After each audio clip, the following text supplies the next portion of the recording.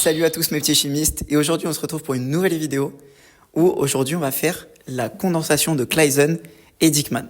Alors pour la condensation de Claisen, qu'est-ce qu'il nous faut?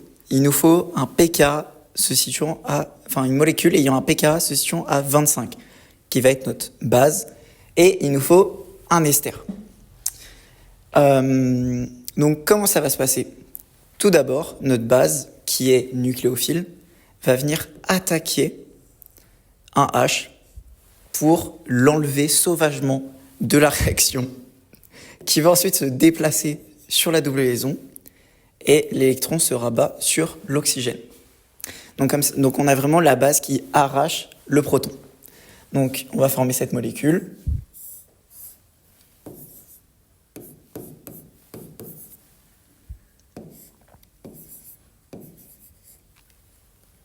Et avec un seul H que je vais dessiner en rouge.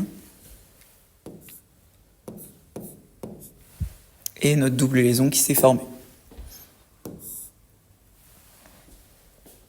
Comme ceci. Et dans le milieu, BH. Donc là, on a formé un nucléophile. Voilà, comme ceci. Et ce nucléophile va pouvoir attaquer un nucléophile, un électrophile. Donc, on peut rajouter un électrophile dans le milieu, qui va venir se faire attaquer par la double liaison en fait qu'on a formée, comme ceci, avec l'électron qui se rabat.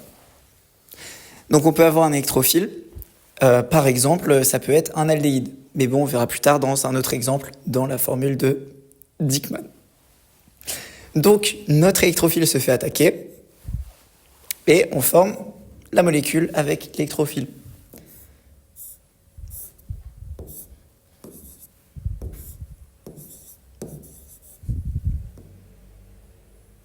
Donc, notre électrophile et le H qui est toujours présent.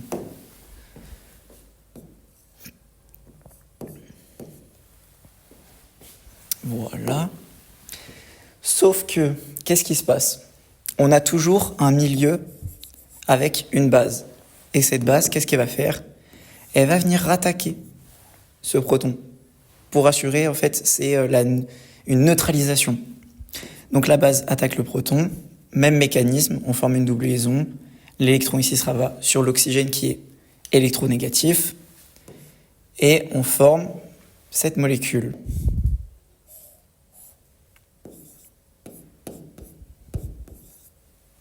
Comme ceci, avec notre électrophile, la double liaison et OR. J'ai oublié, mais c'est un R', R'. Donc voilà, et dans notre milieu, on a notre base, donc BH, étant donné qu'elle a attaqué notre proton. Ensuite, que va-t-il se passer? Donc ça, c'est peu stable. Comment on va faire pour que ce soit stable? On rajoute des protons dans le milieu. Donc on acidifie et l'oxygène va venir prendre un proton dans le milieu. Comme ça, on va avoir une molécule qui est un peu plus stable, mais on va voir que c'est pas la plus stable.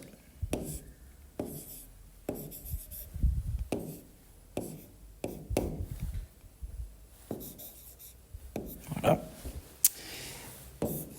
Donc on forme cette molécule et celle-ci va se stabiliser.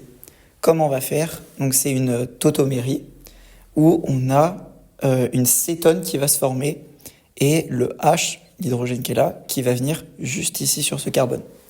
Pourquoi on fait ça? Parce que la cétone, c'est plus stable que ce groupement chimique juste là, pour justement former notre ester.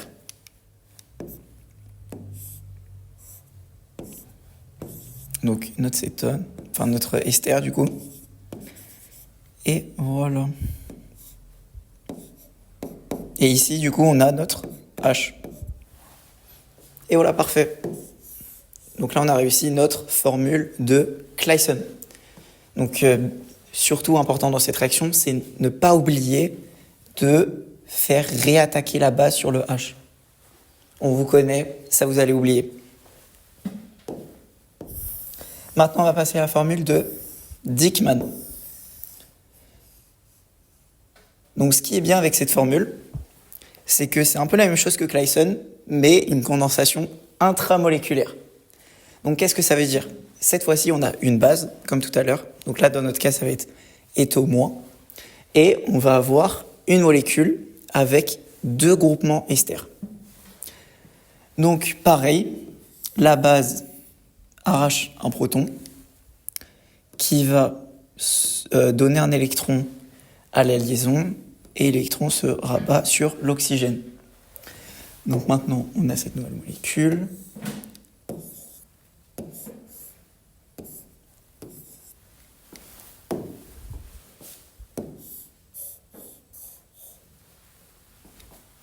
Avec la double liaison qui s'est formée.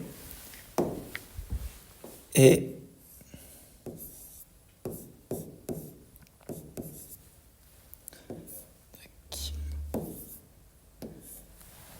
voilà. Donc là, c'est pareil. On a formé notre nucléophile. Et ce nucléophile-là va attaquer notre électrophile. Mais là, où est-ce qu'il est notre électrophile?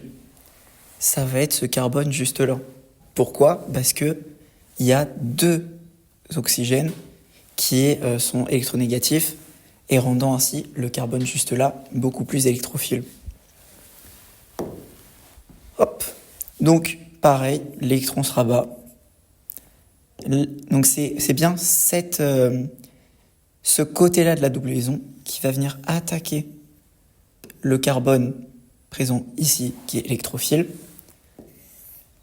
L'électron se rabat sur l'oxygène. Et là, on a réussi notre condensation intramoléculaire.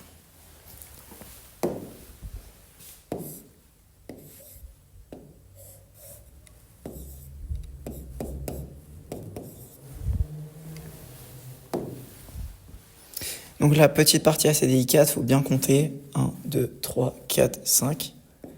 1, 2, 3, 4, 5.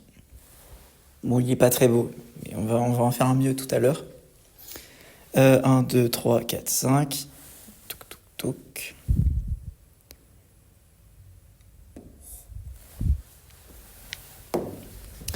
Bon, au début, vous allez voir, c'est un peu compliqué de tout bien visualiser directement, de ne pas se tromper en faisant le nombre de liaisons, mais au fur et à mesure, ça va venir. Ah, c'est bien une double liaison. Voilà, bon, c'est pas très beau, mais ne vous inquiétez pas. Donc là maintenant, qu'est-ce qui se passe? On est d'accord que tout à l'heure on avait de l'étau- qui a attaqué le H, et donc nous aussi on va faire partir du étau-. Donc comment ça se passe?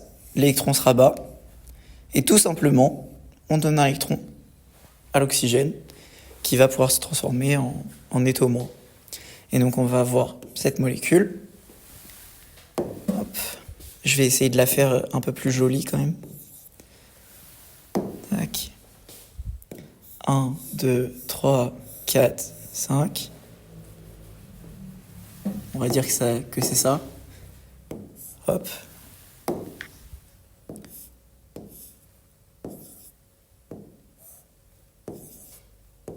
Comme ceci. Et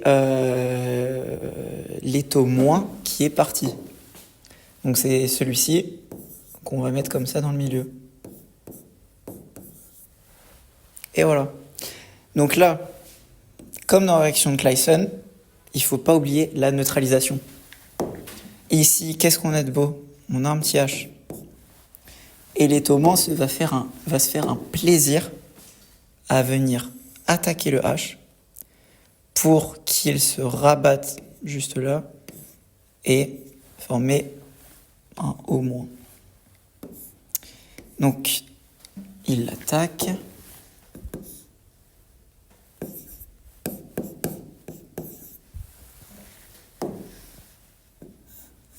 2, 3, 4, 5. Bon, à chaque fois, c'est un peu compliqué. Hop. Là.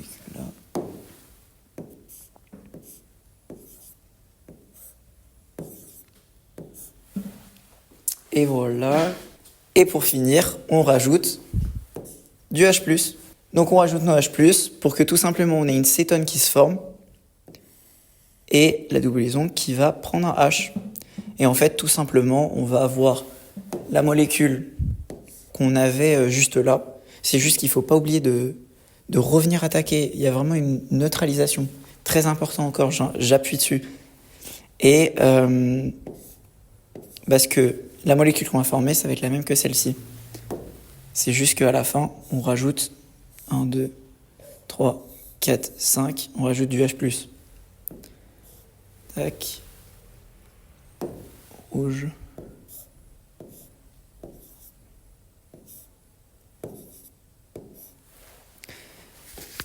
Et puis voilà. Et voilà. Merci pour cette vidéo. On a réalisé la formule de Claisen et la réaction de Dieckmann. Merci à tous.